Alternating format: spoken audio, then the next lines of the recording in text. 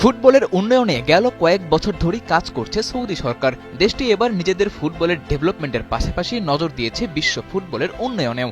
আর সে কারণেই ফিফার সাথে হয়েছে চুক্তি ফুটবলের কাঠামোগত ঘাটতি দূর করার পাশাপাশি সামাজিক ও অর্থনৈতিক উন্নয়নে ওরা দেবে হাজার কোটি টাকার ঋণ। বাংলাদেশকে চাইলেই নিতে পারবে এই ঋণ। সৌদি আরবের সাথে নতুন এই চুক্তির বিষয়টি ফিফা নিজেই এক সংবাদ বিজ্ঞপ্তি দিয়ে জানিয়েছে, যেখানে তারা উল্লেখ করেছে উন্নয়নশীল দেশগুলোর খেলাধুলার কাঠামোকে শক্তিশালী করার জন্য এই চুক্তি, পাশাপাশি এটি দেশগুলোর সামাজিক ও অর্থনৈতিক উন্নয়নের বৃহত্তর প্রচেষ্টার অংশ।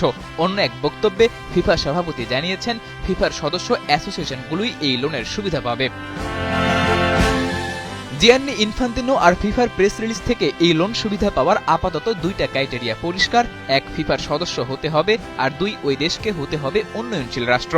নতুন করে কোনো শর্ত যুক্ত না হলে আর বাংলাদেশ চাইলে ফুটবলের ডেভেলপমেন্টের ক্ষেত্রে নিতে পারে এই লোন, কারণ বাংলাদেশ তো অলরেডি ফিফার সদস্য, আর 2026 সালে উন্নয়নশীল দেশের স্বীকৃতিও মিলবে। ফিফা আর সৌদির নতুন চুক্তির এই লোন যে বাংলাদেশের মতো দেশগুলোর জন্যই পারফেক্ট, তার আরও একটা প্রমাণ মেলে সৌদি ফান্ড ফর ডেভেলপমেন্টের সিইও সুলতান বিন আব্দুল রহমান আল মারশাদের এক বক্তব্যে। আমরা আমাদের শক্তি ও বিশেষজ্ঞতা মিলিয়ে কাজ করছি। এসএফডি এর উন্নয়ন, অর্থায়ন এবং ফিফার প্রযুক্তিগত দক্ষতা কেবল ভেন্যু তৈরি করতেই নয়, দীর্ঘস্থায়ী প্রতিফলন তৈরিতেও।